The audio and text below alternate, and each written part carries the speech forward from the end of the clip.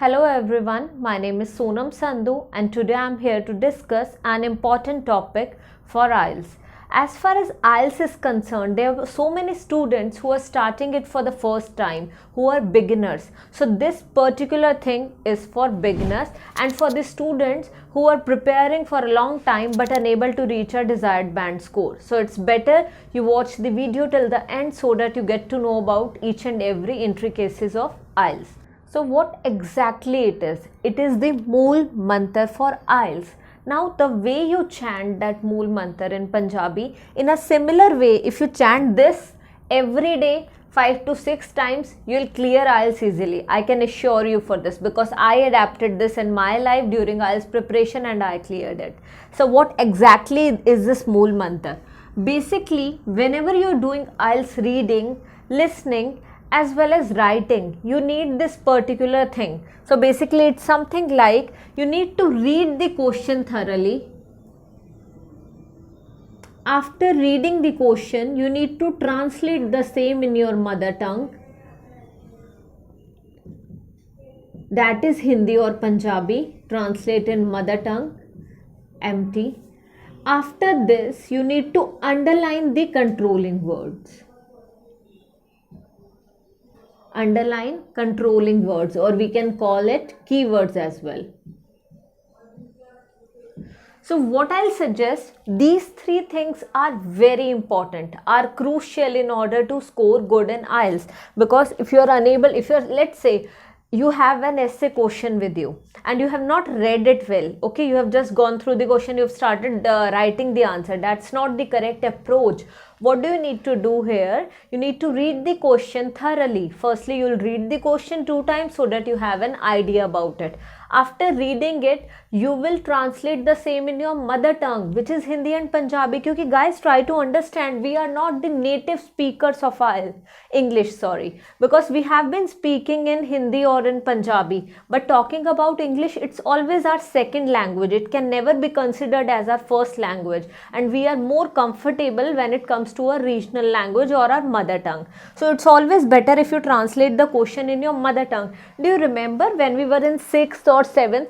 तो what I used to do, मुझे याद है कि मैं हर एक क्वेश्चन को ट्रांसलेट करती होती थी और फिर याद करती थी, जिससे कि मुझे कोई डिफिकल्टी ना आए और मैं भूलती भी नहीं थी. This is the same pattern which I follow here also. Essay writing का क्वेश्चन आया, ध्यान से पढ़ा, फिर उसे अपनी मदर टंग में आई translate so that I get a clear idea about the question, what the question is demanding, so that I do not right out of context, I do not write incoherently, and my task response is also good. Because अगर question ही नहीं समझ आया, so you will not be able to fulfill first 2 criteria. The first one is task response and the second is coherence.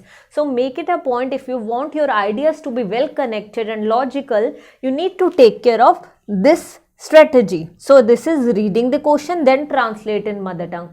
Once you are done with the translation part, you have already translated the same in your mother tongue. Now the next thing that you will be doing here is you'll underline the keywords. Suppose you have a question in front of you, essay writing question only. So you'll underline or you'll circle the main words. On the basis of circling, what is happening? You get a clear idea about the question and you'll not face any problem while answering the question. Along with this, another thing which can be done here is, while you have let's say you have already underlined the words, now you need not to read the whole question again. I always recommend you guys to read the question after every paragraph. But in this case, when you have already underlined the keywords, what are you going to do? You'll not underline, you'll not read the whole question, you'll just read the keywords, and on the basis of that you have an idea. And on the basis of what is happening, you have an idea, so you'll not face difficulty while preparing ideas. Planning में आपको कोई भी problem नहीं आएगी. So this is something which I'll request and I'll make it a point clear to each and every student. अगर आप reading में score नहीं कर पा रहे अच्छा, या फिर लिसनिंग में नहीं कर पा रहे, या राइटिंग में नहीं कर पा रहे, so this is the problem, you are not translating. And the major problem which I have noticed is student read कर लेते हैं, अंडरलाइन कर लेते हैं, but they don't understand the meaning of the question. So there is no point, जब तक आपको हिंदी में मीनिंग ही नहीं समझ आया तो कैसे आप आगे, how will you go through with the question, how will you understand, how will you match it with the passage. So this is something I will always recommend you to do. So I believe अभी तक as as far as this मूल मंत्र is concern वो तो आपको अच्छी तरह समझ आ गया है, ठीक है। सो ये तो आप रोज चैंट करना शुरू कर ही दो। अब हम आते हैं, I will tell you the example also in form of 2 examples कि ये कैसे इम्प्लीमेंट करना है so that you do not face any problem. The first step is, first जो हमारा क्वेश्चन है ट्रू फॉल्स नॉट गिवन का था, fee for individual customers does not change. अब यहाँ पे क्या था, उन्होंने क्वेश्चन में बोला हुआ है कि जो फी है इंडिविजुअल कस्टमर्स के लिए वो चेंज नहीं होती है, होती है, डज नॉट चेंज मतलब होती है, प्रेजेंट इंडेफिनिट में बता रहे हैं कि वो यूजुअली चेंज नहीं होती है। तो इंडिविजुअल फी, ठीक है, फी इंडिविजुअल नॉट चेंज। सो अब खाली इन 4 वर्ड्स के बेसिस पे मुझे पूरे एग्जैक्ट मीनिंग पता है कि फी जो है चेंज नहीं होती इंडिविजुअल कस्टमर्स की। अब मैं पैसेज में जाके I scan for this only. इसके तरीके से आप कभी भी ट्रू फॉल्स में गलती नहीं करोगे, क्योंकि आपने कभी भी ट्रू फॉल्स में गाइस कीवर्ड्स नहीं मैच करने।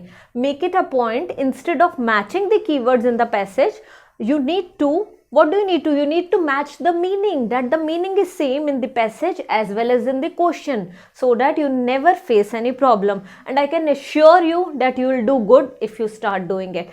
I remember the time when I was getting somewhere around 26 27 when I initially started, and later on I started getting 36 plus. So the thing that I used was this only. So if you have not been getting the result, start this. I'll give you another example here to explain this in a better way. Wait staff, जो wait staff must welcome diners and be able to respond to questions about. अब wait staff होता है, उन्होंने कुछ एक terminology दी हुई है staff के लिए, that is wait staff. Wait staff को क्या करना चाहिए, मस्ट वेलकम, चाहिए वेलकम करना चाहिए डाइनर्स को, जो भी लोग वहाँ खाना खाने आ रहे हैं उन्हें, and be able to respond to questions about, और वो एबल होने चाहिए, they should have this ability to answer the questions about. किस चीज़ के क्वेश्चंस का आंसर करना चाहिए, अगर वो स्टाफ है वेलकम कर रहे हैं डाइनर्स को, सो उनके किस क्वेश्चन से रिलेटेड आंसर करना चाहिए। सबसे पहले इसे समझो, मैंने मीनिंग समझ लिया।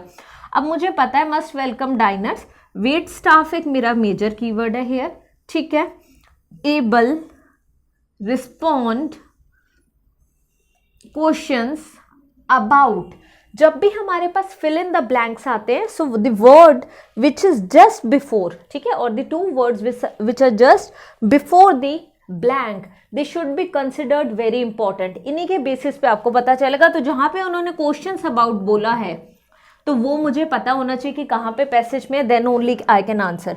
पर इतना फॉर श्योर है, जब इन्होंने क्वेश्चन अबाउट कुछ बोला है तो यहाँ पे क्या आएगा, ऑब्वियसली नाउन आएगा, क्योंकि किस चीज़ के बारे में क्वेश्चन, तो कोई वर्ब तो नहीं आ सकता, कोई नाउन ही आएगा, किसी नाउन के बारे में वो क्वेश्चन पूछ रहे हैं। सो इतना मुझे श्योर हो गया, मैंने अंडरलाइन भी कर लिया, क्वेश्चन का मीनिंग भी समझ लिया। अगर मैं एक रैंडम गेस भी करूं तो मैं मेन्यू की बात करूंगी यहाँ पे, about the menu. This way आपको कभी भी डाउट्स नहीं आएंगे। सो आई बिलीव ये कॉन्सेप्ट यूज़ करना शुरू करो आज से। Do write me in the comment section, ask me your doubts. If you still have any doubt related to this मूल मंत्र, you can ask me and I'll be able to, I'll definitely answer your queries. And in case you are facing problem in a particular question type, you can ask me in the comment section. I'll definitely make video for that. Thanks a lot for your love and appreciation that you have been showing for a long time. So do subscribe the channel if you're watching it for the first time, and share it with your friends, those who have not been able to clear IELTS for a long time. So please help your friends by sharing the video. Thank you so much.